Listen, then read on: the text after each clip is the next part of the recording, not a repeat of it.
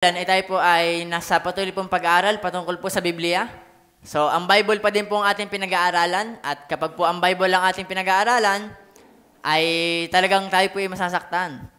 Hindi siya sasaktan na tayo ay para tayo ilagapak, kundi tayo sinasaktan na upang tayo tumibay at tayo po ay mas lalo pang lumago po sa Panginoon. Ngayon pong gabi, ang napa-assign po sa aking topic or tema ay the propagation of the Bible. Pero bago po tayo magtuloy-tuloy doon, lais ko lang pong sabihin sa inyo na ang mensahe pong ating mapapakinggan ngayong gabi ay mensahe po para sa ating lahat.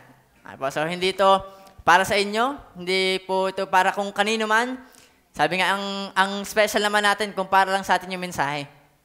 So, ang mensahe po ay para sa lahat. We speak generally po. So, hindi ito, kung kayo tinamaan, humingi ng patawad sa Panginoon at magpatuloy. At kung huwag tayo magkaroon ng, ako na naman ata uli ang pinapatamaan. Kung tayo yon, ibig sabihin, meron pang hindi ka binabago sa iyo. Atin mong hingi ng tawad po yun sa Panginoon. Kaya nga po minsan, pag ako'y nasigaw at ako yung halos mangayak-ngayak na, kaya po ako minsan kasi nasigaw, minsan kasi parang ang dating sa akin, ito ang para sa inyo, ito, yan. Na parang minsan, hindi na siya nagbabackfire sa akin. So pag ako po yung sumisigaw, naririnig ko yung aking mga sinasabi. At doon ko, parang yung sinasabi ko, para sa akin, parang yung backslider na yun ako, ba't parang yung malayo sa Panginoon ako? At doon po nagsisingin sa akin. Kaya po, ang bawat mensahe, bago po kayo masaktan, ang nag-prepare po muna ang unang kinausap po ng Panginoon. Kaya po, ang ating pong pag-aaral ngayong gabi ay sana po yung makabot sa ating puso.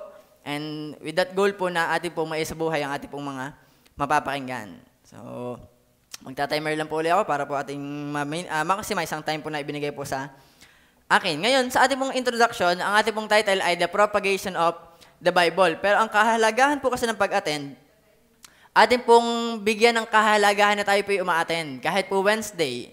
Kasi po ang pagsamba sa Panginoon ay hindi bumababa pag nag-iibang araw. Ang araw ay nagbabago pero ang ating pong sinasamba hindi.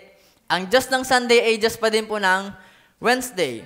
And sa ating pong propagation, mahirap na ikaw ay makasali sa propagation kung wala ka sa preparation. Hindi natin maasahang kasali ka sa pagpalaganap kung sa mismong paghahanda pa lamang sa ating pagpapalaganap ay wala na po tayo. Kaya mahalagang tayo masasimula pa lamang ay naando na upang sa pag na ating isasagawa na po, tayo sama-sama pa din. Hindi ka po, yun naman madalas tingnan po sa isang lakad. Pag ang isa ay wala nung meeting, sinong problema po pag dumating nung araw na yon? Yung wala nung simula. Ay nasa kaganong, tayo ay nagmi-meeting. Ba't hindi mo yan alam? Siyempre po, wala tayo. Ibig sabihin, kaya nagkakaroon ng problema, sa preparation pa lamang, wala na po tayo. Kaya ngayon pong gabi, bago tayo lumaon, sa propagation, dapat po alam natin na dapat sa preparation pa lamang po, naando na agad tayo. Kaya po, mahalaga talaga po ang pag-attend. Ngayon po, sa atin po namang mismo ng pag-aaral, yung pong word na propagation, ang ibig sabihin po niyan sa dictionary ay ganito. Next slide nga po. Sa definition po of terms ng propagation, ano po bang ibig sabihin ng propagation or propaganda, ang kanya mismong root word. Ang sabi po dyan, the act of or action of propagating such as, meron pong tatlong gamit po yung word na propagation or propagating. Letter A po, increase as kind of organism in numbers. So yun po ang una, pag magpo-propagate, ito ba madalas ginagamit sa mga organisms or sa mga numbers. Letter B, the spreading of something. So ginagamit din po ang propagating kapag meron tayong pinapakalat. Such as belief, yung ating such as belief abroad or into new regions. So mula sa regions na to, ipapakalam mo sa kanila, ang tawag po doon ay propagation. And letter C po ay enlargement or extension. Ginagamit din po ang propagation kapag meron kang palalakihin or meron kang dadagdagan. In a solid body, kumaga po sa isang building, magdadagdag, mag-extend. Ang tawag po doon ay propagation. Ganun din po sa numbers and sa pagpapakalat po. So, yan pong ibig sabihin ng propagation. So, kung ang title po natin ay The Propagation of the Bible, ibig sabihin po, ang pagpapalaki, ang pagpapakalat, at ang pagpapadami po ng Biblia. Hindi po natin dumadami ang Biblia, kundi ating pong pag-aaralan paano nakarating sa atin ang Biblia at ano po yung dapat nating malaman kung ang Biblia po dapat sa atin ay dumadaming nga po talagang tunay. So, atin muna pong pag-aaralan or tingnan kung paano po nakarating ang Biblia niyo pong hawak sa atin sa wikang Tagalog. So, next slide po. Ito po ay kaunti lang pong background kasi po madugo po, pag history talaga, madugo po yan. And yan po ay simple lamang pong illustration. So, nakakatawa naman po na ako po mismo din ang nag-discuss po noong nakaraan ng preservation, kung paano pong ang Biblia niyong hawak ngayon ay ang Biblia noon pa man, na hindi yan binago, hindi yan pinalitan, hindi yan dinagdagan, kundi ang Biblia ng mga gamit ng Panginoong Hesus ay ang Biblia pa din pong hawak natin ngayon. So nagsimula po yan, ang Biblia ay sa scrolls. Tandaan niyo ba po ba? Ang scrolls po ay sinusulat nila and then nilalagay sa jar para mas matagal itong masira. So mula sa scroll ng 1,500 to 100 before Christ era. So, nagsi-exist na po ang Bible bago po dumating ang Panginoong Hesus sa pagkakatawang tao. So, sa time ni na Moses, time ng mga prophets, time ng mga judges, sa time po nila, ang gamit po nila ay scrolls. So, kakaunti na po ang nagamit ng scrolls ngayon kasi ano lang, chat na lang ngayon. Pero nung panahon po ng 1,500 BCE, hanggang sa panahon po ng 300 to 400 AD, nakadating po ng Panginoong Hesus, mula sa scrolls, mano-mano po nilang inililipat uli, papunta naman po sa codex. So, ang codex po naman, kung ang scrolls ay pa ganon, ang codex naman po ay by pages. So, malaking pages po siya, na pag meron po nagtatranscribe or ipinapasa, pinapadami yung kopya, kailangan po nilang masinsinan. Bawal ang katal. Kasi po, pag once na nag-iba ang korte ng letters, pwede po mag-iba yung meaning ng isang sentence. Pero tayo po yung naniniwala na ang Biblia po nating hawak ay na-preserve at yan po mismo ang salita po ng Panginoon. So mula sa scrolls, nakarating po ng codex. So kahit po yun yung mga tandaan, yung mga terminologies po natin na simple pong matandaan kung paano ang Biblia po yung nakarating sa atin. So mula po sa 1,500, then to 300 to 400 AD, wala pa pong cellphone yan, wala pa pong kung ano mang technologies, and then dumating naman po tayo sa medyo high-tech na. Noong panahon po ng 1400s to 1500s, ang pinakamaganda pong invention niyan ay ang tinatawag po nating printing press. So, hindi na po mano-mano ang pagpapasa. Kung meron kang script, ilalagay lamang po sa printing press and then, kaya nga po printing press, ipe-press po yon and then, bagong pages po yun. Idadaw-daw din and then press. Daw-daw ulit dito, press. Ganun po dumadami ang Bible dati. So, wala pa po nung Cambrasa print shop, wala pa pong printing press ng ganon. Ang gamit po nila yung ganyang sinaunang printing press. Yan. And then, meron pa din po mga ilan na mano-mano po nilang ipinapasa. At yan po yung ating pinag-aralan sa preservation. Hindi po yan parang malaya na binibigyan parangal, uy, nagpapasa ka ng Bible, ang galing, protektahan yan. Hindi po. Patago nila yung ginagawa. Na pwedeng pag ginatagpuan ka, patay. Or kaya, susunugin yung iyong sinusulat na yan na ikaw mismo ang panggatong. Yan po ang pinagdaanan po ng Biblia natin. And then, punta po tayo sa mas malapit na sa atin.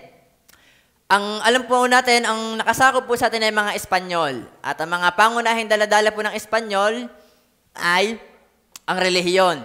So, ang relihiyon at iba't iba pong paniniwala. So, ngayon, mula po sa Spain, na meron po sila mga Biblia na hindi po English, hindi po Tagalog. Ang meron po sila ay Latin or yung pong original. Ngayon, ang daladala po ng mga pari noon papunta sa Pilipinas ay hindi na iintindihan ng mga tagapakinig. Kaya nga po ang tawag sa atin dati mga Indio, mga hindi walang alam. Ngayon, ang ginagawa ng mga praile kapag sila ay nangangaral, binabasahin nila ng sa Latin and ang mga tao, hindi naman po nila alam ang kanilang napapakinggan. Dahil nga, pare ito ito yung nananakop sa atin. Edi, oo, nalaman po ng, oo, yan po yung sa panahon naman ng 1500s to 1800s AD nung pong sinakop ang Pilipinas ng mga Espanyol. Ngayon, mula naman po sa scrolls, codex, printing press, and then dala po ng mga Espanyol, diyan naman po nagkaroon muli ng revolutionary po uli. Diyan dumating ang mga, meron pong isang pari na siya ay, meron po siya nagkaroon na siya ng Biblia, na siya ay na-intrigue kung ano nga ba talagang ibig sabihin nun. Siya ay naaawa sa mga taong taga-oo na lamang at amen. Ngayon, patagaw po niya po uling ginawa. Siya ay nagkaroon ng sariling kopya ng Biblia at sa kanya pong sikap at sa paggawa na din po siyempre ng Panginoon. Ang una po nating sa Pilipino pong lingwahe ay nagsimula po sa Pangasinense. Meron po ba ang taga-Pampanga dito? Wala, kumakailang ng Pampangas best. So, sino mong Pangasinan? Yan, ay, magkaiba po pala yun. Nga po, Pangasinan. So, ang Pangasinan po pala sa Pangasinan. Sorry po, misinformation. So, sa Pangasinan po, ang nagsimula ang una po nating Biblia sa mga Pilipino or tinatawag po nating Pangasinense. And then, after po nun, lumaon, nagtayo po ang Bible Society. And sila po ay nagkaroon ng kalayaan, kaya po meron tayong ang Biblia na natagtatag na naman po noong 2001. So, ang Bible ko pong gamit ngayon ay ang Biblia. So, ito pala ang aking hawak nito, hindi lang ito basta-basta ko nahawakan, kundi napakadami niya pong pinagdaanan. At kita niyo po yung kung paano ang propagation mula noon ay nangyayari na po. Kung paano ang Biblia ay hindi na natili sa scrolls, lumipat ng codex, lumipat ng printing press, nakarating sa iba't ibang lugar, iba't ibang lingwahe, iba't ibang tao, at meron ka na pong hawak ngayon. Hindi kayo po'y kagad ng balita na ang Biblia mo ngayon ay hindi lang pala basta gawa lamang ng relihiyon, kundi salita po talaga ng Diyos. So kung pag sa inyo po'y merong tanong, Lola, Lolo, ate, kuya, paano ka tayo nagkaroon ng Bible? Meron na po kayo mga simpleng may tuturo sa kanila na kung paano po nakarating sa atin ang Biblia. Yan. So, yan po ang kaunting background kung paano po nagkaroon tayo sa Pilipinas ng ating pong Tagalog na Biblia. So, ang original pong Biblia ay hindi po Tagalog po ha. Ito po ay nasa Hebrew, Greek, and Aramaic. And then, naglipat-lipat po na siya ng lingwa. Hindi po nagbabago ang mensahe. Pero tayo pinaniniwala na ang Biblia po dating Tagalog ngayon ay hindi rin kasing lalim ng una pong Biblia. Kasi po ang Hebrew word ay napakadami pong meaning. Meron pong English word na wala sa Tagalog. And meron din namang word sa Hebrew na hindi kaya pong i-translate sa English. So, pero hindi po nagbabago pa din po yung mensahe ng Panginoon. At yun po yung pinanghawakan natin. At ang mahalaga po dyan, kung ano man ang iyong hawak na translation, ay inyo pong binabasa. Ay, King James nga ang hawak mo, di ka naman nagbabasa. Daig ka na naka-ESV na tapos ang Biblia palagi taon-taon. Yan. So, hindi po tayo dogmatic sa ganun pong, ang mahalaga po ay yung mensahe ng salita ng Panginoon ay tumatanim sa iyong buhay. And then, so, naalam na po natin propagation, and then kung paano po nakarating sa Pilipinas ang Biblia po natin, tingnan naman po natin ang text po natin ngayong gabi, sa Matthew chapter 28. So, ito po yung madalas namang tinuturo sa atin, at ito po yung madalas na turo patungkol po sa soul winning. Ngayon, ang Matthew chapter 28 po ay last chapter ng Matthew. And alam naman po natin, kapag gospel, last chapter, ito po ay sa ascension uli ng Panginoong Hesus, papunta po sa langit. So, ang kwento po dito, mula sa verse 1, nang matapos ang araw ng Sabat, nang nagbubukan liwayway sa unang araw ng sanglinggo, ay nagsiparoon si Maria Magdalena at ang isipang Maria upang tingnan ang libingan. So, tayo pinaniniwala na ang Panginoong Hesus ay nabuhay ng Sunday, unang araw ng sanlinggo. Kaya po tayo ay nagsi-church ng Sunday. Inaalaala po natin ang pagkabuhay na magmuli ng Panginoon. And then, ang kwento po dyan sa pababa, ang anghel po ng Panginoon ay bumaba, and then binuksan, iginulong yung halos 2 tons na pantakip po yun sa libingan. 2 tons po siyang bilog na bato. Ginulong po yun ng angel, and then lumabas. At ang sabi ng mga anghel, sa mga babae naghahanap, sa verse 6, siya'y wala rito, sapagkat siya'y nagbangon, ayon sa sinabi niya, magsipa rito kayo, tingnan ninyo ang dakong kinalagyan ng Panginoon. So itong sina Maria Magdalena, tama ka po, Maria Magdalena at iba pang Maria ay nagpunta po sa libingan at tatagpuan na lang ang libingan ay empty tomb. Wala na pong doon ang Panginoong Jesus. Totoo po ang kanyang sinabi na sa ikatlong araw siya po'y muling mabubuhay. And then after po noon, ang sabi ng angel, pumunta kayo sa mga alagad at sabihin nyo kung ano ang nangyari. Na ang Diyos, ang Panginoong Jesus ay muli pong nabuhay. Kasabay naman po nitong nangyari, ay meron po mga sundalo na pinagbantay. Hindi ka po ang kwento sa verse 11, ang sabi po ng Panginoong Jesus ay mabubuhay. So itong si Herodes and yung hari po noon, ang sabi niya, meron siyang sinabi, para ating mapatunayan, bantayan niyo yung kanyang libingan. At tingnan natin kung mangyari nga talaga. Ngayon, after po ng 3 days, nabuhay nga po magmuli ang Panginoong Jesus, ito po mga bantay ay pumunta sa kanilang, sa verse 11. Ibinalita sa Pangulong Saserdote ang lahat ng mga bagay na nangyari. So, ibinalita po ng mga sundalo ang sa Pangulong Saserdote ang kanila pong nakita. And ito po yung kanilang palusot sa verse 12. At nang sila ay makapagkipagtipon na sa matatanda at mga pagsanggunian, ay nagbigay sila ng maraming salapi sa mga kawal. Yan. Siyempre po, witness ang mga kawal. Ang ginawa po nila, sinuhulan ng pera, wag lamang sabihin ang katotohanan. And then verse 13. Na nagsasabi, sabihin ninyo, nagseparito ng gabi ang kanyang mga alagad at siya ay kanilang ninakaw. Samantalang kami ay tutulog. So, babayadan namin kayo ng malaki. Ito ang sasabihin nyo pag dumating ang mga tao. Ang sabihin nyo, ala, ang nangyari ho, nung gabi, nung kami nakakatulog, may dumating hong mga alagad at ninakaw ang katawan ng Panginoong Jesus. At yan po ang nananatili pong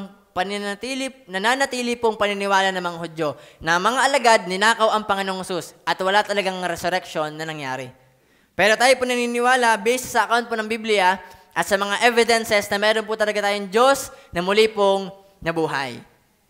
And then, pagdating po ng verse 14, at kung ito'y dumating sa tainga ng gobernador, ay siya'y aming hikayatin at kay aming ilalagay sa panatag. And kami nang bahala kung magkabulat-latan man. And then sa verse 15, kaya't kinuha nila ang salapi at kanilang ginawa alinsulod sa pagkaturo sa kanila at ang pananalitang ito ay kumalat sa gitna ng mga Hudyo na natili hanggang sa araw na ito. So yan po yung hanggang ngayon ay paniniwala po nila na ninakaw po ang katawan po ng Panginoong Jesus. And then, after po ng kwentong yan, baba po tayo sa verse 16, ang Panginoong Jesus po ay nakipagtagpo na sa mga alagad.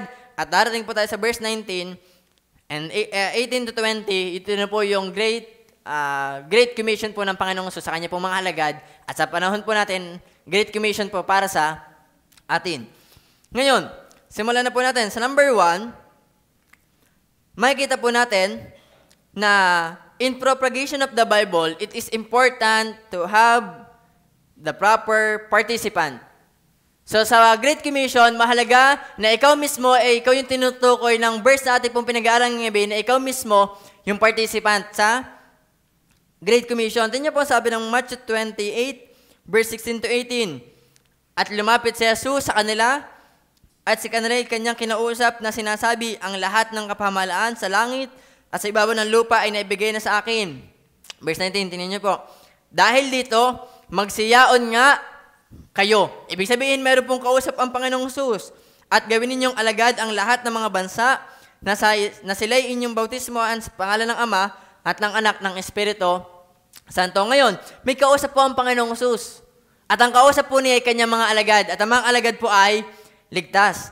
Ngayon, sa pagpapakalat po ng Biblia na mahalaga na ito'y muna sa inyo po muna mismo nakarating. Mahirap pong ipalaganap niyo sa iba na kayo mismo hindi ninyo naranasan o hindi natin po naranasan. You have that personal experience with the Lord. Tingnan niyo po ang sabi ng verse 17.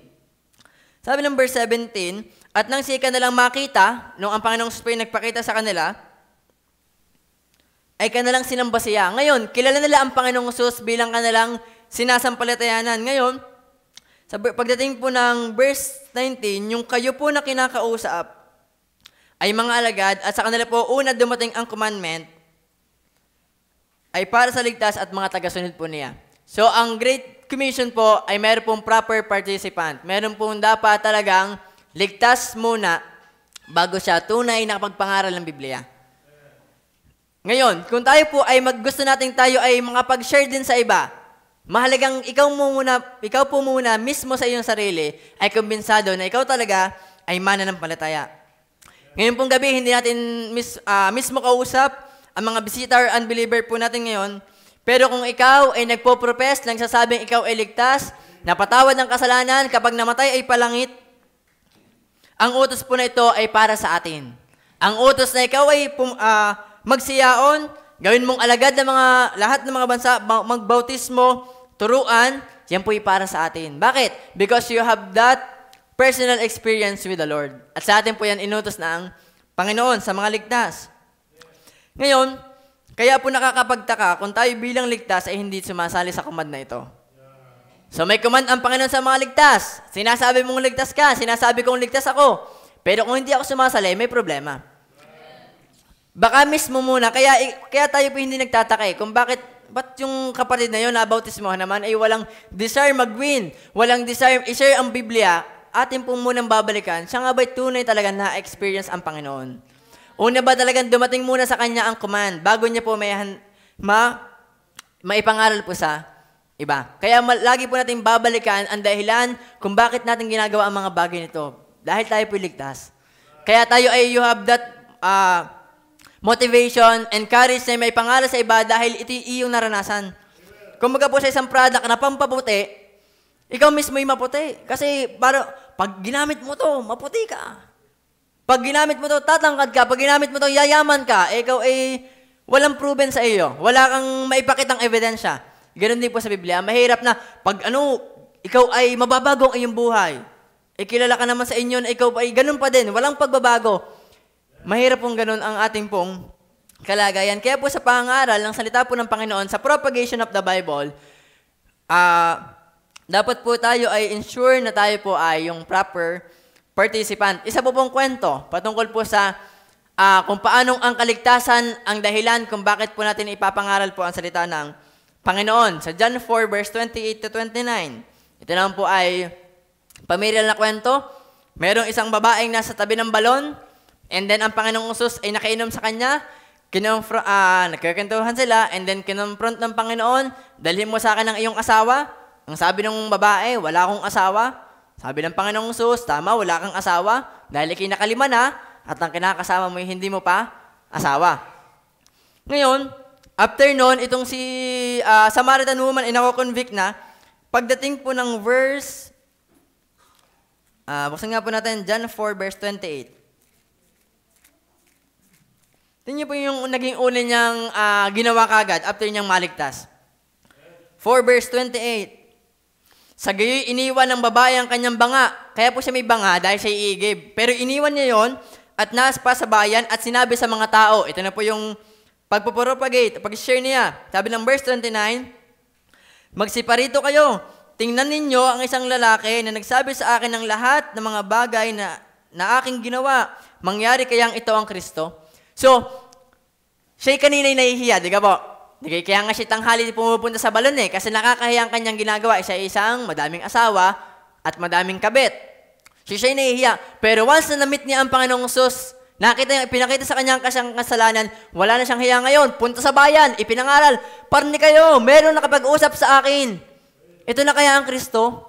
Ngayon, kung bakit siya merong ganong kalakas sa loob, ay dahil mismo una niya po munang naranasan ng Panginoong Jesus.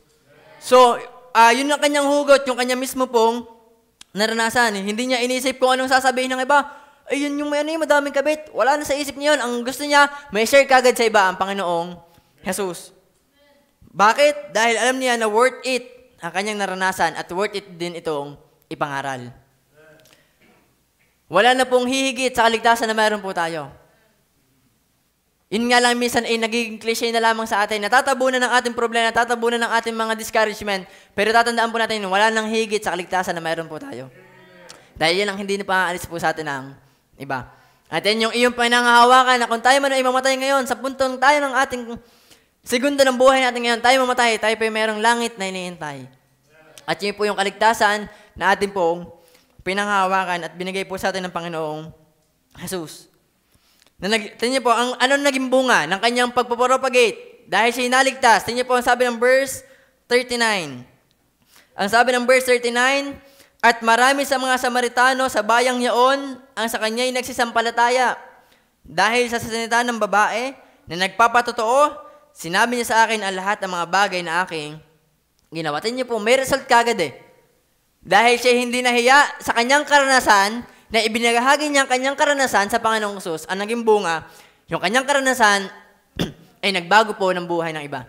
Nag-lead sa kaligtasan po ng iba. Ganun din sa atin. Kung tayo ay nakaranas ng kaligtasan, i-share mo sa iba at hayaan mong gumawa ang Panginoon, magkita din po tayo kung paano po magbago ng buhay ang Panginoong Jesus. And then sabi din po ng verse 41, at lalo pang marami ang mga nagsisampalataya sa Kanya dahil sa Kanyang salita.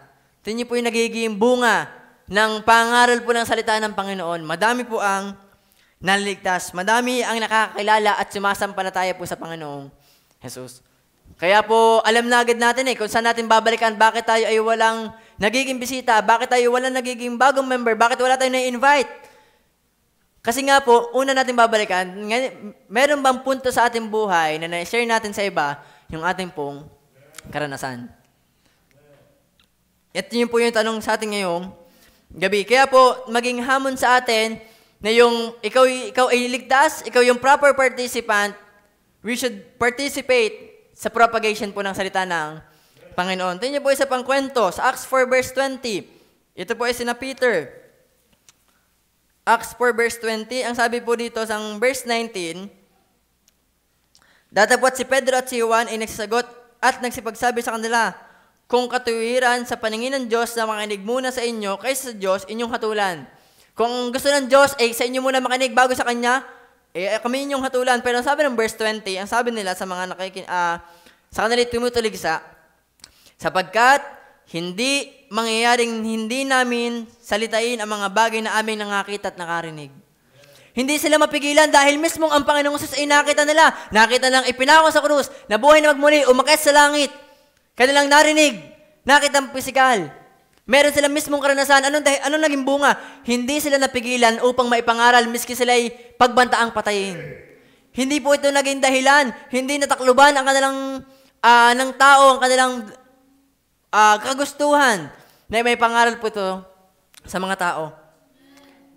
Sina Peter ay pinagbabawal ang mangaral pero hindi napigilan dahil mismo yung karanasan nila Pagkaranasan mismo po ang ang naging hugot natin. Miski po ay hindi natin kayang pigilan. May palagana po ito sa iba.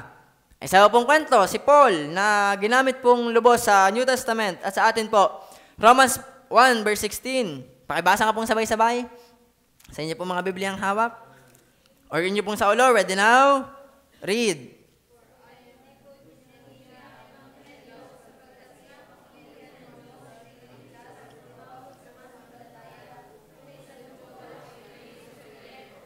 So, ang sabi ni Paul, hindi niya ikinahihiya ang salita po ng Panginoon. Bakit? Bakit meron siyang courage na ipangaral po sa mga taga-Roma ang salita po ng Panginoon? Bakit? Alam niya na ang ebanghelyo, ang salita po ng Panginoon para ang mga tao doon ay maligtas. Ganun, kung bakit din po tayo magkakaroon ng hugot na huwag tayong mahiya dahil alam natin na pag hindi natin sila napangaralan, hindi natin sila na-warningan, hindi natin na-share ang Bible sa kanila, hindi sila maliligtas. So kung bakit meron kang hugot na huwag kang mahiya sa iyong asawa, sa iyong anak, sa iyong apo, sa iyong kaklase, sa iyong katrabaho, alam natin na kapag hindi natin sila napangaralan, hindi po sila maliligtas. Ang accountable sa kanilang mga kaluluwa ay tayo dahil tayo mismo ang kanilang nakakasalamuha. So, we should not also be ashamed. Katulad po ni Paul, na ipangaral po ang salita ng Panginoon. Dahil alam po niya na dito, sa salita po ng Panginoon, maligtas ang mga tao. Isa pa din pong hamon kung yun ngang ibang hindi naman ligtas. O sabihin natin kulto ay hindi naman tumitigil. Bakit tayo titigil? Kung mayroong nangangaral sa palengke na mali naman ang tinuturo, bakit tayo mawawala sa palengke? Kung mayroon sa school, may nagtuturo ng mali, bakit tayo mawawala sa school? Sa mga tahanan, sa social media, kung ano-anong pagkaturoan na mali, bakit tayo mismong tama ay mawawala? Bakit tayo ang titigil? Tayo ang tama. Tayo ang mismong karanasan. Tayo ay may mismong binagong buhay. Bakit tayo ang titigil? Sila maging hamon sa atin na kung tayo mismo ay nagsasabi sa ating buhay na tayo ang tama, na tayo mismo ang may karanasan, wag din po ito maging dahilan upang tayo tumigil at magpanghinaan ng loob. Kundi maging hugot natin sila upang lalo pang mag-participate sa pagpapalagana po ng salita ng Panginoon. Kaya po sa number 1 na ating pinag-aaralan, we make sure na tayo po ay proper participant at hindi mga nakikisawsaw lang. Ulitin ko po, we make sure that we are that participant na meron karanasan ng salita ng Panginoon at hindi nakikisaw-saw lang. Na ito yung kinalakihan ko, ito na yung pinaro sa kay bata, ito na yung parang nakakatamad na kasing lumipat, kaya ito na lang. At di ako makikisaw-saw na lamang. Mahirap po yung ganon. Mahalagang ikaw mismo, magkapatayan man, ay wala tayong itatatwa, kundi tayo ay mismo sa ating buhay, ay merong karanasan ng kaligtasan pong ibinigay po sa atin ng Panginoon. Yun po number 1, participant or proper participant. Number 2, in propagation of the Bible, we also need to know our power. Tingnan niyo po ang sabi ng Matthew chapter 20 verse 18. Balik po tayo sa verse na ating pong main text. Sabi po ng Matthew 28 verse 18, at lumapit si Jesus sa kanila at sila'y kanyang kinausap na sinasabi, ang lahat ng kapamahalaan, sa English, all power has given unto me, sa langit, sa ibabaw ng lupa, ay nabigay na sa akin. Ngayon, sa pagpupropagate po ng Bible, tingnan po yung history natin pinag-aralan kanina. Kung tao-tao lamang, wala na, ubos na ang Biblia natin. Kung tao-tao lamang, wala na, mali na ang Biblia ang hawak mo ngayon. Kung tao-tao lamang, siguro po tayo ay wala nang patutungan ng buhay. Pero salamat, ang power kung bakit ang Biblia po ay napalaganap at kung bakit nakarating po sa atin, ay dahil ito po yung power na nanggaling po sa Panginoon mismo. Siya yung nag-preserve ng kanyang salita at siya din po yung mismong gumagawa sa atin upang maipalaganap po ang salita po ng Panginoon. Sa pagpapalaganap din po ng salita ng Diyos, malagang hindi lang tayo emotionally driven. Dahil alam natin na ito'y pabago-bago at hindi palaging on mood to go. Hindi yung, ay parang pili ko, tinatamad ako. Siguro, sige, tutulog na lang. Ay parang wala ako sa mood Tinatamad ako. Pero kung lagi pong mood natin ang ating susundin, yung ating emotion ang ating pakikinggan, tayo kinaligtas kung ganon. Pero sa kabila na tayo ay tinatamad, sa kabila na may problema, may kinakaharap, tuloy lamang.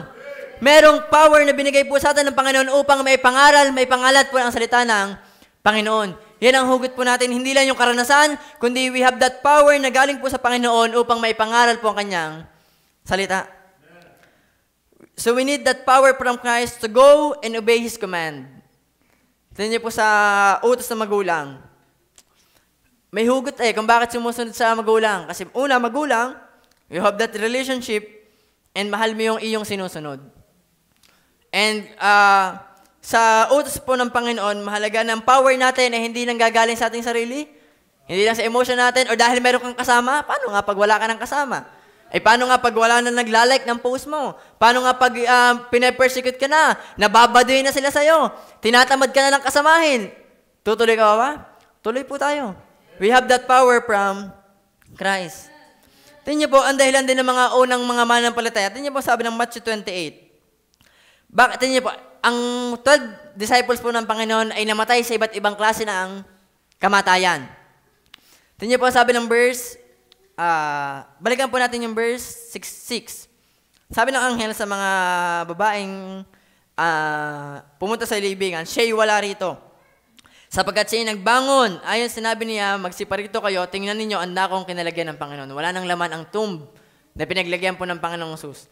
Ngayon, bakit sila'y willing ipakaladkad sa kabayo, balatan ng buhay, ilagay sa kumukulong mantika, ibitin pati warik, ipako sa krus, basagin ang ulo, putulin ang dila. Bakit they have that courage na gawin yun? Kasi alam nila na ang kanilang pinaniniwalaan ay totoo. Na hindi lang ito sabi-sabi. Na ang ating kaligtasan at ang power na bigay ng Panginoon sa atin po ay totoo. Tingnan niyo po ang sabi ng Acts 1 verse 8. Para po kasi sa panahon natin yun parang hindi na siya mabigat yung mamatay. Pero kung babalikan niyo po yung, tayo nga, pag alam natin ikapapahamak natin, hindi na tayo tumutuloy, di ka po? Pag alam natin doon tayo magkakasakit, hindi na natin gagawin. Pag alam natin ikapapahamak natin, itatama din na tayo. Pero tingnan niyo po ang mga early Christians. Tuloy lang Miski pinagbabantaan, miski alam na lang ikamamatay nila, tuloy lang. Because they have that power na galing po sa Panginoon. Sabi po ng Acts chapter 1 verse 8, Acts 1 verse 8, ito po ay madalas ding verse patungkol po sa soul winning. Sabi ng Acts chapter 1 verse 8 ay ganito. Datapwat, tatanggapin ninyo ang kapangyarihan. So, hindi po ito yung mga magical powers, kundi ito yung ang Holy Spirit at kayo magiging mga saksi ko sa Jerusalem at sa buong Judea at Samaria hanggang sa kahuli-huli ang hangganan ng lupa. So, makikita po natin dito na ang kwento po kasi ng Acts chapter 1, yung ascension po ulit ng Panginoon, yung 120 and 500 nakita mismo physically, mata sa mata, na umakyat po ang Panginoon muli sa alapaap, ang bilin ng Panginoon, you shall be my witnesses. Kung paano pong ang Biblia hindi tumigil sa mga alagad, di ka po? Kung ang utos ng Panginoon itumigil sa mga alagad at sa mga unang manampalataya, tayo po kayo makakabot sa atin? Hindi. Pero salamat, hindi tumigil sa kanila at sana huwag din po tumigil sa atin. Kung paano ang mga alagad ay sumunod sa Panginoon, tayo po sumunod din. Kasi tayo po ay mga ligtas din, hindi lang sila ligtas, hindi lang sila ang binubuhay ng Panginoon, hindi lang sila ang kinawaan ng Panginoon, hindi lang sila ang may buhay na walang hanggan, tayo meron din. So we also have that power to be His witnesses. Sabi po ng Panginoon, kung saan man tayo nilagay ng Panginoon, be His witness. Nilagay ka ng Panginoon sa iyong trabaho, be His witness. Nilagay ka ng Panginoon sa school, be His witness. Nilagay ka ng Panginoon sa tabi ng daan, nakasakay ka sa jeep, ikaw ay nasa ospital, ikaw ay nasa Facebook, ikaw ay nasa TikTok, ikaw ay nasa kung anumang platform. Ang sabi ng Panginoon na meron siyang bilin at huwag mo kakalimutan, huwag natin kakalimutan, you shall be my witnesses. At lagi po nating samahan ng panalangin. At sa ating pong panalangin, bibigyan tayo palagi ng Panginoon ng chance na yun po ay ating i-take at be His witness. So makikita po natin na ang dahilan kung bakit ang Biblia po ay ating ipopropagate, hindi lang dahil tayo yung proper participant, hindi lang dahil we have that power, but number 3 po, ito lang naman po ay 4 lang. Ang sabi po ng number 3, in propagation of the Bible, mahalagang alam natin ang pattern of process na ibigay po ng Panginoon. Number 3, yung pong pattern. Hindi ko po alam kung napalitan ko dyan. Pag ipo'y process, okay lang naman din. Ang number 3 po natin ay process po siguro yan. Dito ko na po napalitan. So, ang atin pong pinag-aaralan ay kung paano ang Biblia ay atin pong ipapangaral. Dapat po alam natin kung ano din po ang pattern na ibinigay po ng Panginoon. Tingnan niyo po ang sabi ng Matthew 28 verse 19 and 20. Sige nga po, pakibasa po muli habang tayo na po yung nag-iintay. Sa 19 na mga babae and 20 po na mga lalaki. Ready now? Read. Ano nga po sabi ko? Babae 19. Sige po, babae 19, lalaki po 20. Ready now? Read.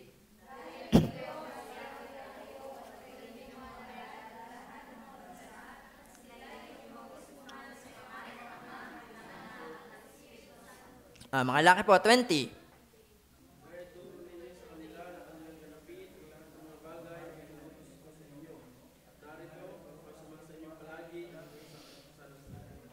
Yan. So, meron po, kung makikita niyo po sa verse 19 and 20, meron pong pattern na ibinigay po ang Panginoon sa atin. Di yan. So, ang una po, sa verse 19 ay yung, dahil dito magsiyaon, sa English po, go ye therefore. Tingnan niyo po yung next slide po natin. Yung meron pong 3 pattern na ibinigay po sa atin ng Panginoon. At sana ito po yung nangyari talaga sa atin.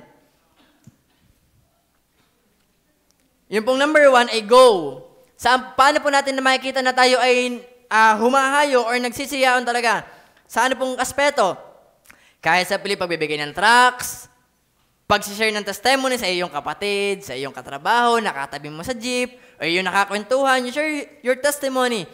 And ito po yung kaparaanan din ng paghayo, pagyaon, pagba-Bible study, pag-share ng verse sa Facebook, ito po yung pagyaon na din. Pag-abot sa mga tao, pagpindot ng share, pagpindot ng like, pag-comment ng highlight para makita ng mga friend mo.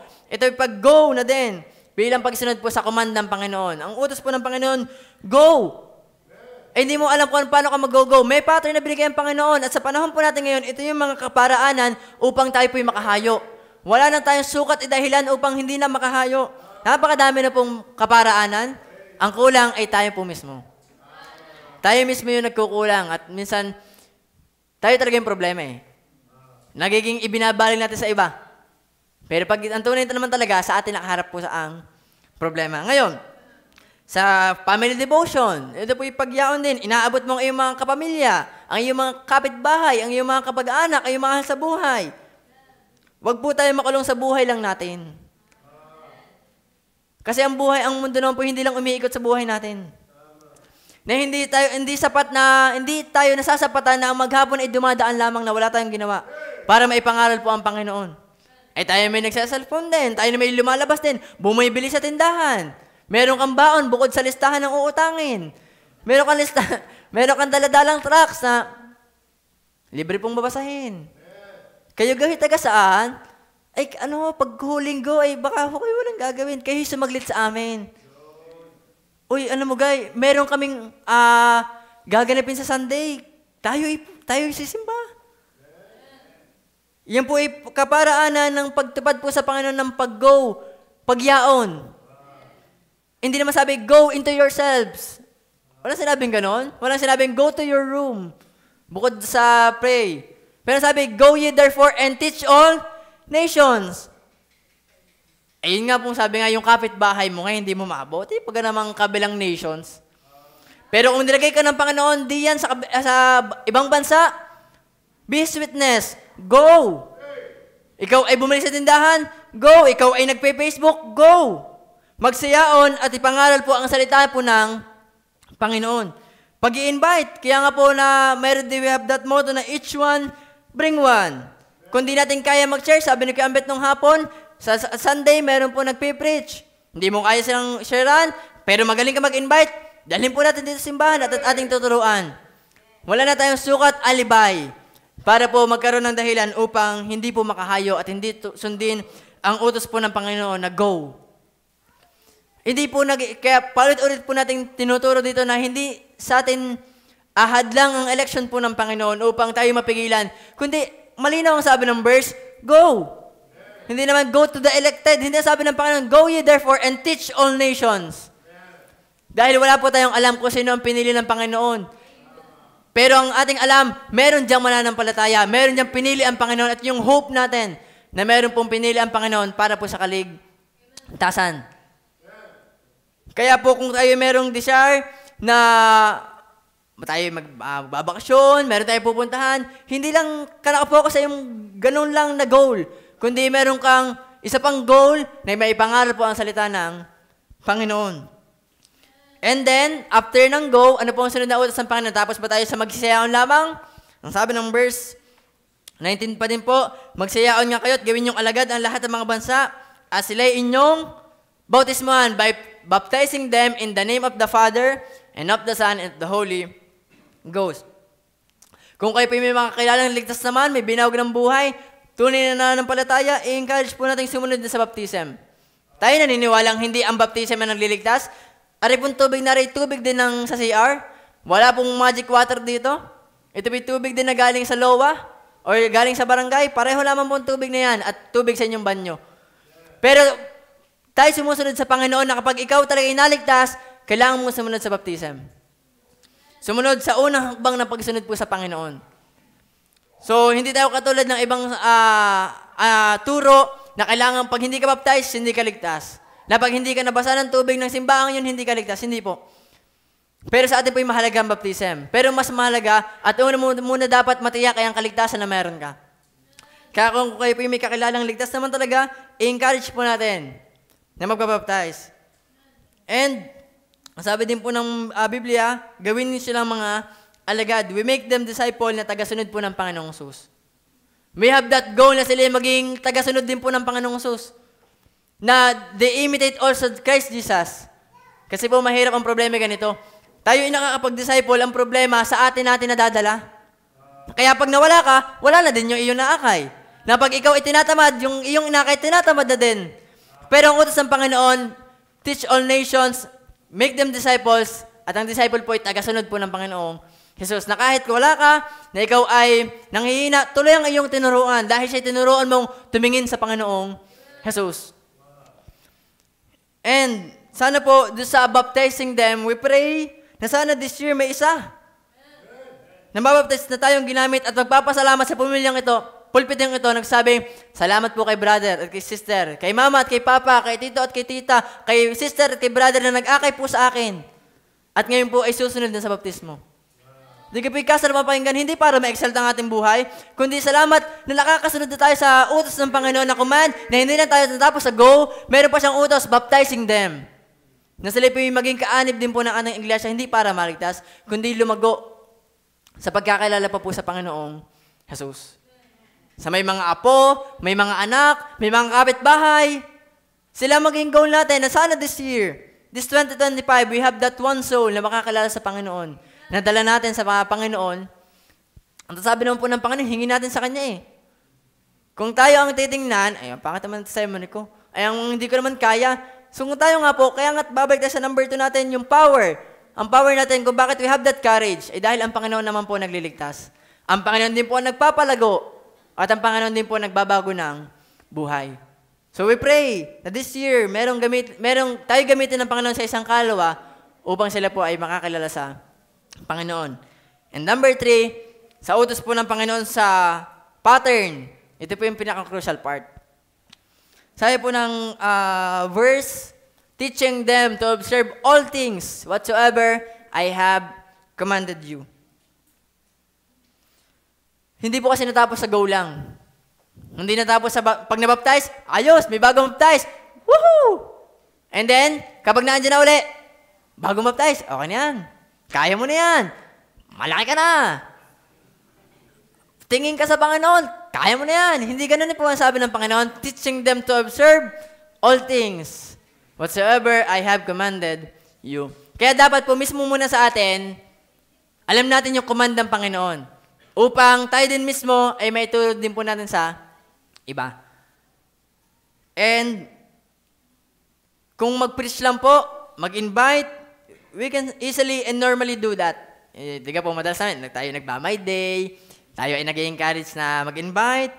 Kung yun, parang kaya pa natin eh. Kung dun nga po sa maliit, ay tayo nahihirapan. Alalong dyan, na after mabaptize, ay tuturuan mo uli ng lahat ng tinuro sa atin ng Panginoon. Pero hindi, sabi po ng Panginoon, ito yung crucial part na minsan ay kulang sa atin. To teach them again after mabaptize, kasi hindi po bago sa atin na after baptism ay nawawala. Hindi po yung bago sa atin. Ay anong kulang? Nagkukulang tayo dun sa utos ng Panginoon na teach them to observe all things. O yan po yung tinatawag nating discipleship. Kaya po salamat kay Pastor at sa ating po mga kamanggagawa na nagkakaroon ng desire na hindi lang sila mabaptize, kundi matutukan, ma-disciple at ating pong mapatibay na kaya na after yung kaalaman na meron sila, may turo, and then pag naituro, tumibay, may turo uli, and then may turo uli, at yun po kasi ang utos ng Panginoon. Na hindi mag-stuck sa atin, na wag tayo maging stagnant. Na ang magandang balita ay nakatining lamang sa atin. Kaya po sabi, kung ay ba nakaakay, pwede mo maging ministry, pwede mo maging goal ng nabaptize na ibang ginamit, ikaw naman ang mag-disciple. Hindi para agawin ang loob ng iba, kundi you have that command that teach them to observe all things which I commanded you. And tayo po'y magtulungan. May naakay mo, ako mag-aasikaso kasi may ginagawa ka. Ako naman nag-aakay, hindi ko maasikaso, ikaw mag-asikaso. And then after mabaptize, may kailangan, hindi ko kaya mo, magtulungan po tayo. Teach them to observe all things whatsoever I have commanded you. And after natin magbunga, ipag-pray ulihin natin. Hindi lang tayo matapos na this year meron tayong mabaptize, but also we should pray na matrain natin. Kasi po, pag tayo nagte-train, pag nagde-disciple, ito'y hatak din sa atin. Tayo mismo yung nare-revive. Kunwari, may hirong ka tinuturuan, ikaw, utoy, magpapatuloy. Ikaw mismo hindi ka na nagpapatuloy. Ikaw, utoy, magbabasa ng Bible. Ikaw mismo hindi nagbabasa ng Bible. Ibig sabihin, pag meron ka tinuturuan, we have that also, bay ako magtuturo na hindi ko naman ginagawa. Di aking gagawin. So, hindi lang kapakanan ng iba, kundi kapakanan mo din ang ating pong pinag-uusapan dito. Teach them whatsoever I have commanded you. At ang ituturo mo yung iyo lamang alam. Kaya mahalaga na tayo po nagpapalago, nagpapalawak ng ating alam upang kapag tayo ay natanong ng iba, kung kailangan mag-disciple, you are able to teach other also. Tingnan niyo po ang sabi ng 2 Timothy 2 verse 2. Sabi po ng 2 Timothy 2 verse 2, ito pong sabi. Yan. At ang mga bagay na inyong narinig sa akin sa gitna ng maraming saksi ay simuring ipagkatiwala sa mga taong tapat na mga pagtuturo naman sa iba. So, ang utos po ng Panginoon, go, and then pag naligtas, i-baptize, and then after mabaptize, huwag iwanan sa ere, turuan uli, upang sila ay makapagturo din po ng iba. Kaya po yung cycle yan eh. Kaya nung early churches, bakit sila kaya nilang baptize ng 3,000 souls, yun po ang kanilang pattern na ginagawa. Kasi yan po ang pattern na binigay sa atin ng Panginoon. To go, to baptize, and to teach again, to observe all things whatsoever and do. Upang hindi tayo maging kabigatan sa pastor, lalong higit sa Panginoon, at kabawasan na tayo sa mga nanghihina at mga nagpapahina. Tayo po'y maging part na nagpapatuloy, nagpapalakasan, at hindi na po nagiging dahilan ng katitusaran po ng iba. Pag sinusunod po natin ang pattern na yan, kabawasan na tayo doon.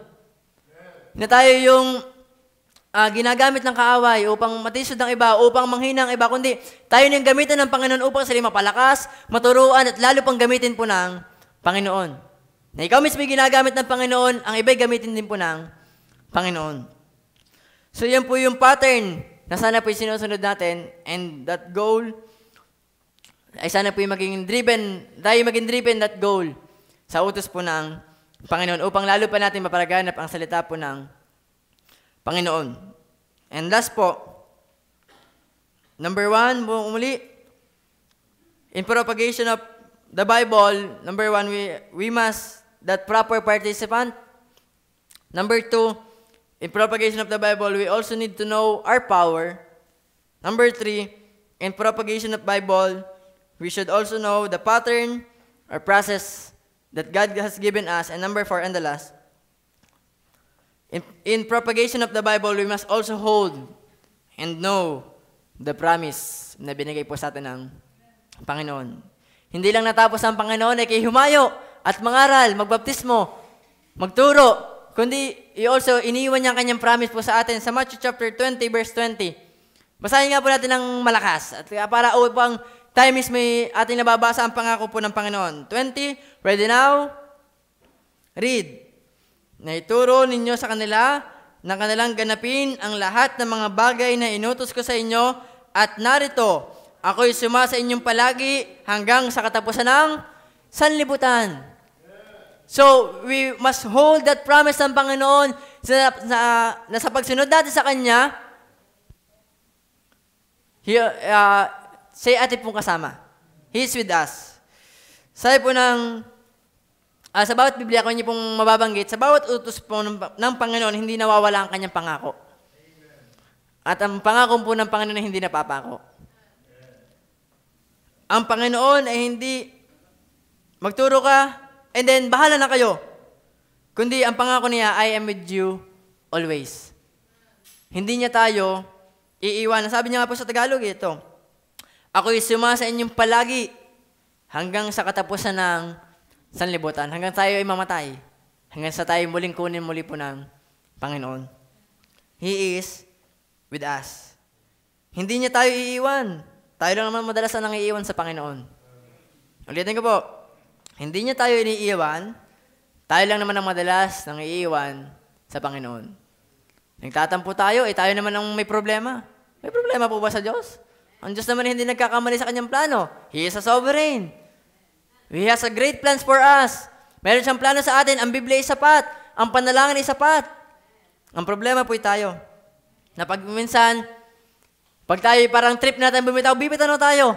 Pero salamat, ang Panginoon ay hindi nakabase sa iyo. Bumitaw ka? Hindi bumitaw ka. Sino nawalan? Hindi po ang ganun. Ang Panginoon, pag ikay bumitaw sa Kanya, ang Panginoon ay nakakapit pa din sa iyo.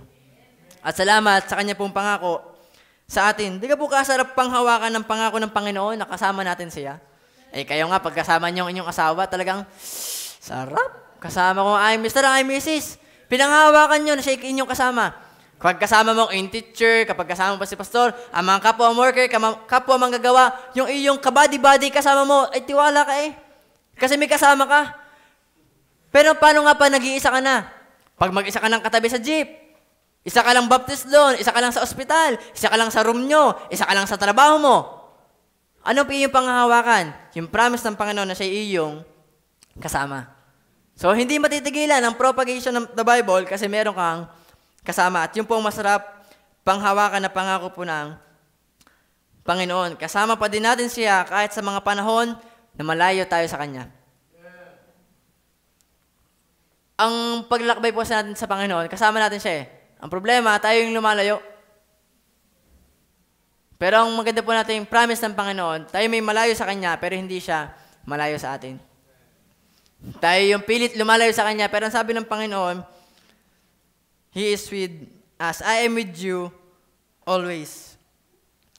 Kaya po ang sabi diyan, He will perform His promise, tulad ng mga sinabi niya sa alagad nung una, ng mga unang churches hanggang sa panahon po natin.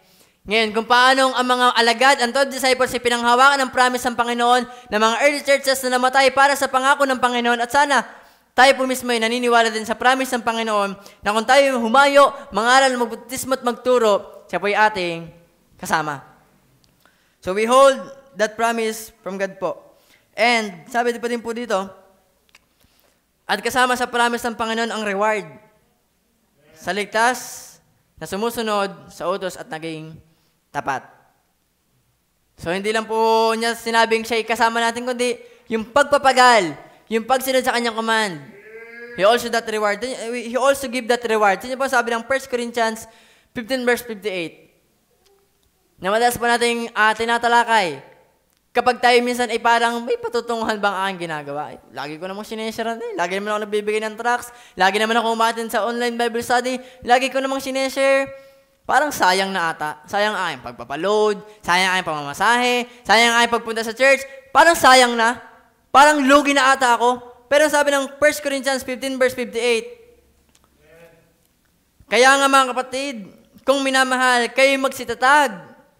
Huwag makilos na laging sumagana sa gawa ng Panginoon.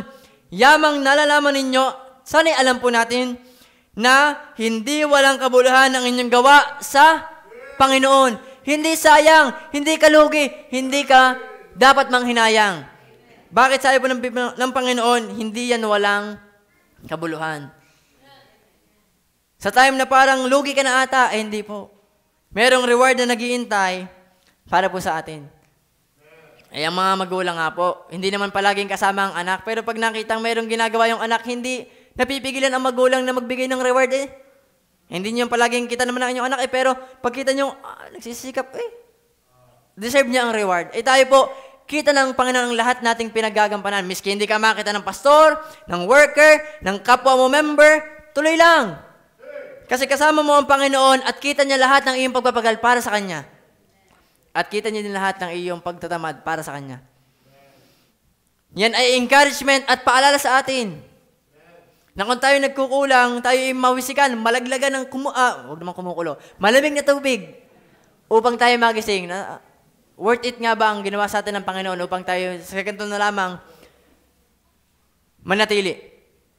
Kaya po ang sabi ng Panginoon, hindi sayang ang ating pong ginagawa. Isa po pong sabi ng Hebrews 10 verse 23. Sabi po ng Hebrews 10 verse 23 sa inyo po mga Biblia. 10:23 ganito. Kayo nga po mabasa. Ready now? Read.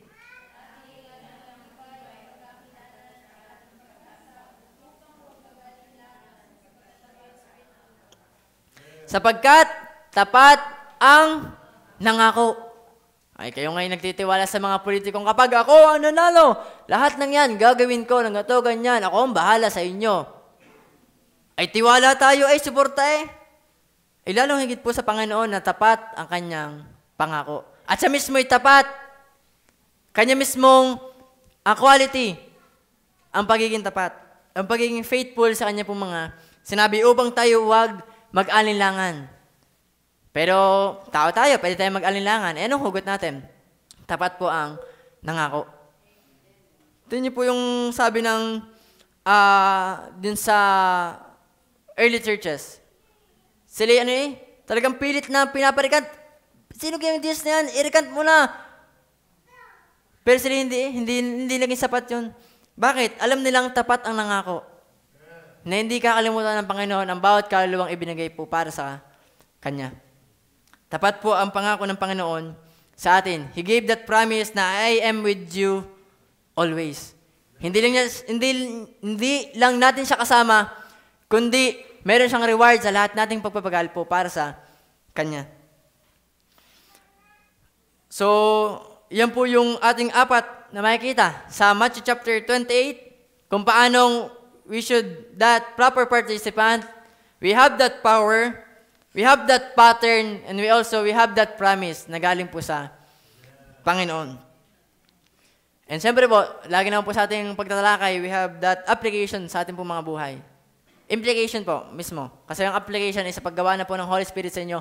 Ang trabaho ko lang po yung mag-imply sa inyo kung anong inyong dapat gawin sa inyo, pwedeng i-apply ang ating pong napapakinggan. At sana, kahit sa mga simpleng hakbang, tayo nagkakaroon po ng applications po sa ating mga buhay.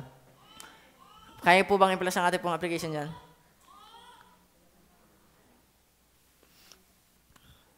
So, lagi ko po sasabi sa inyo, ang karunungan po yung magpapalungkot lang sa atin kapag karunungan lamang. Nalaman mong dapat kang humayo, ay hindi ka humahayo. Alam niyo mo, mabigat yan sa buhay. Nalaman mong dapat ikaw ay nag-i-invite, ay hindi ka nag-i-invite. Dumadating na lamang ang Sunday na sisimba ka na lamang at upo ka maghapon. Minsan ay hindi pa maghapon. Mabigat po yan. Kasi alam mo may alam ka na dapat pag mong ginagawa pero hindi mo ginagawa, magpapabigat po yan sa atin. Alam mong dapat nagbabasa ka ng Biblia, alam mong dapat nananalangin ka, alam mong dapat tayo ay nagbibigay, alam mong dapat tayo naglilingkod pero hindi mo ginagawa. Magpapabigat at magpapalungkot po yan sa atin. Kaya alam niyo po, makikita niyo madalas sa mga masigang Kristiyano, sila yung mga kahit sa paunting hakbang, ay nagkakaroon po ng application sa kanila po mga buhay. At sana, tayo po yung magkaroon din ng ganon. Na we apply kahit sa simple steps ng ating pong pananampalataya. Na kaya po bang i-flash ang ating pong application? Hindi. Nag-loading. Ito na po. Ito ay ilagay nyo na lang po. Application natin. If we pray for us to be used, prepare to be used. If we pray for us to be used, prepare to be used. God will give us chance and we should take it. Kunwari, sa umaga, Lord, sana, pag dumating ang aking asawa, sana masyaran ko na aking pananampalataya. Eh, dumating ang asawa mo. Eh, di yan yung chance. Pangaralan mo na. Nag-pray ka Lord, sana, pag nagkaroon ng vacant sa school, bigyan mo ako ng courage na aking maipangaral. Eh, nagkaroon ng vacant. Ipinag-pray mo. Ayan na ang kasagutan. Ano ang dapat mong gawin? I-apply na ang iyong pinagpe-pray. If you pray for that moment, take that moment at i-apply po ang ating napapakinggan. I-apply ang mismo nating karanasan. Hindi naman tayo para mag-preach ng tithes, ng kung anumang redemption, kung anumang mabibigat ka agad. Mismong iyong testimony, yan po ay pag-share na po ng salita ng Panginoon. Kasi yun ang iyong karanasan at hindi niya na mababali yan sa iyo. Karanasan mo yan Kung paano ang dating manlalasing ngayon hindi na. Ang dating chismosa ngayon hindi na. Ang dating palaway, walang patutunguhan, patapon ang buhay, walang kwentang buhay. Ngayon ibinago naman ng Panginoon. Sapat na yan. Upang kapag nagkaroon ng moment, atin pong i-take and prepare to be used by God. And magpapasalamat sa Panginoon. Salamat Panginoon. You gave me that courage. Nag-pray ka na Lord, sana pag sakay ko sa jeep, may pamigay ko sa ang truck sa mga katabi ko. Sana pag meron na nakatabi, masyaran ko, aking makilala at aking invite. Kung binigyan ka ng position, Lord, sana pag ako'y binigyan mo ng position, magamit ko. Pag ako'y binigyan mo ng pera, magamit ko. Ang sayo ng Panginoon sa iba't ibang mga areas na we should pray, na mabasa po natin ating Biblia at ito'y ma-meditate. Kasi nga po, ang kaya lang natin i-share sa iba yung meron tayo. Mahirap na tayo ay nagpipilit i-share sa ibang yung mismo naman sa atin hindi totoo. So we can share what we have. So yung application po ng pagpropagate in our school, in our work, in our way, sa ating pagbiyahe, in our social media, na palagi naman po natin inuulit. Dadaan din naman sa iyo yung verse God is Able Baptist Church, verses, 10. Isang share mo lang naman Mabigat ka po yun. Nakita ka ng live ng church natin. Mabigat ka po yung pindutin yung share. Mabigat ka po yung i-save and then ilagay sa my day. In our social media, kasi po, titingnan din po yung social media natin eh. Tinitingnan din po yung iba. Testimony natin, Rosemary. Mabilis natanggap sa trabaho kasi nung chinek ang background na kanya social media, mabilis natanggap. Puro verse. So, in our simple ways, we can apply po ang mga ganito na ating natutunan. In our testimony, yung ating pag-share nito, in our events, gumraduate ka, nag-birthday ka, may babanlok sa inyo, wag naman sana. Merong event sa inyo, yung inuulit ni Pastor na sana kahit kaunti, magpapansit ka, magdala ka ng isang worker, mag-share tayo, okay na po yun. Ginagamit ng event for us to propagate and to share the word of God. In our money, siyempre po, kung hindi mo kaya makasama sa paghayo, magpadala ka ng merenda sa nagpapahayo, kasama ka na pag mayroong na-invite. Kapag mayroong naligtas, kasama ka doon. In our prayers, ikaw ay pagising mo sa umaga, alam mong merong gawain, pag-pray mo yung gawain, kasama ka na pag naging matagumpay yung gawain. In our house, alam mong sa inyong bahay, medyo malawak yung terrace, may mga bata sa inyong paligid, mayroong ka mga kapitbahay, inyong yakagin, atin pong tuturuan. Or kayo mismo magturo. Kasi hindi lang naman po sa amin ang command eh. Ang command ay para po sa ating lahat. In our cars, merong ikaw naman ipasimbahan din, pwedeng daanan yung bisita, pasakayin natin.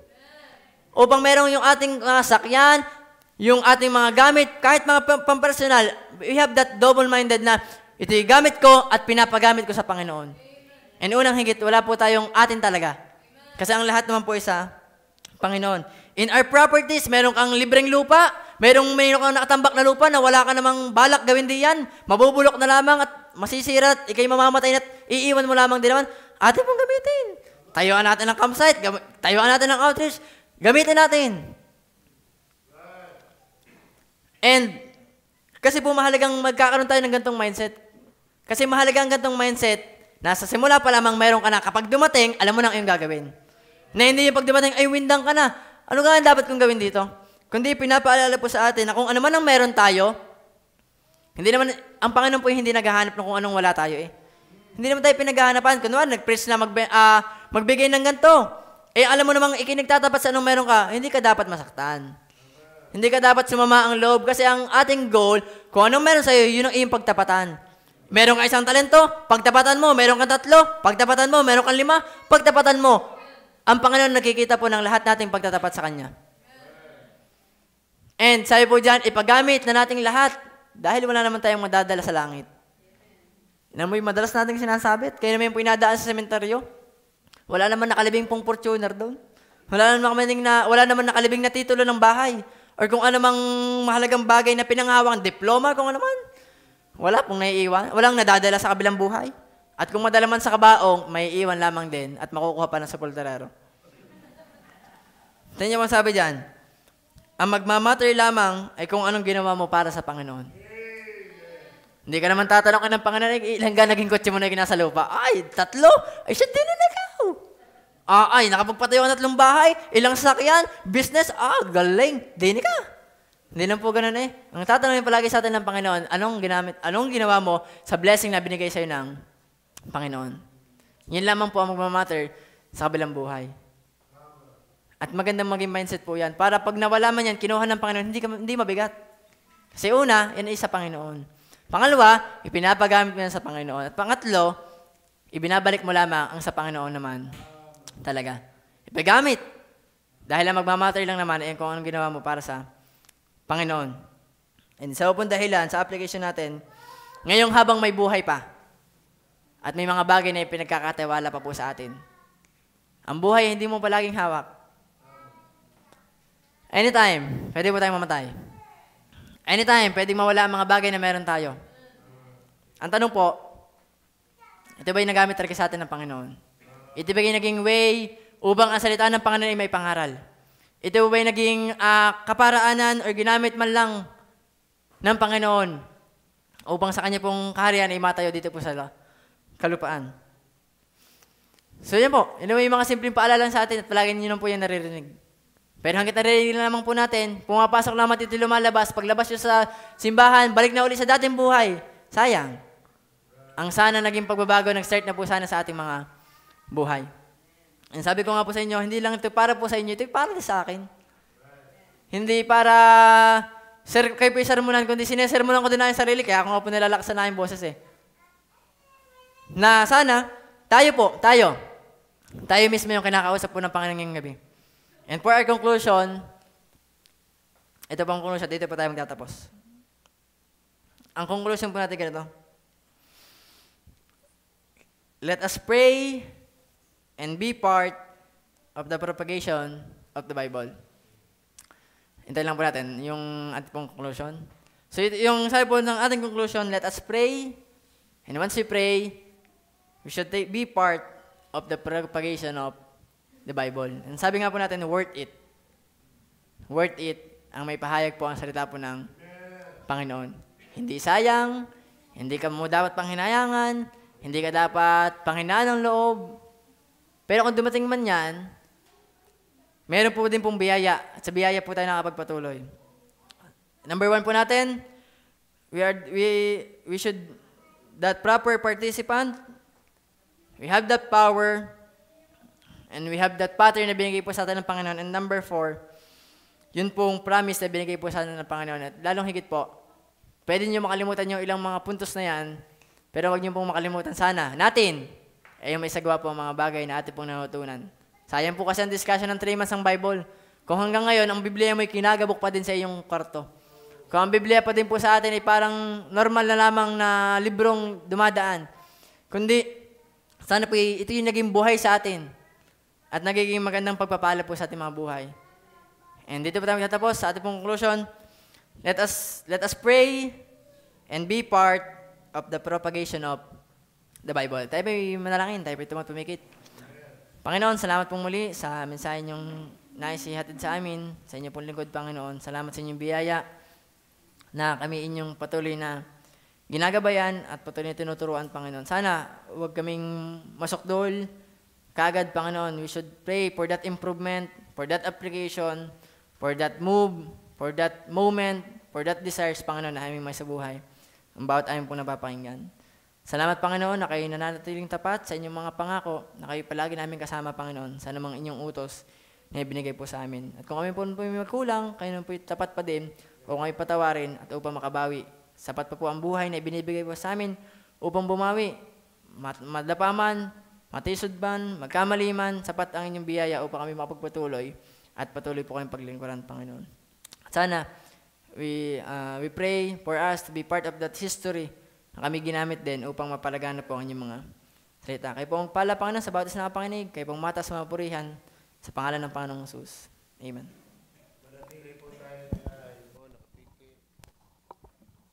Kung tayo po'y pinagpala ng Panginoon, tayo po'y manalangin sa Kanya. You can kneel down and pray, Lord. Tulungan niyo po ako.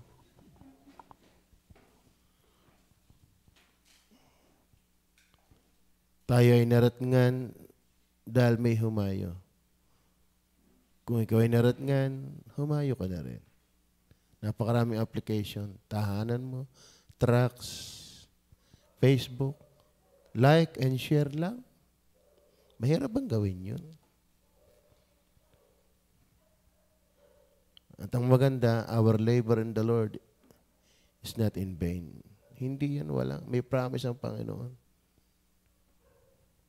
May promise ang Panginoon. Sa Panginoon natin ito ginagawa. Amen. Napakaganda na mensahe. Sana tayo magpagamit sa Panginoon. Yung prayer nyo para sa pastor, sa manggagawa, laking tulong yan.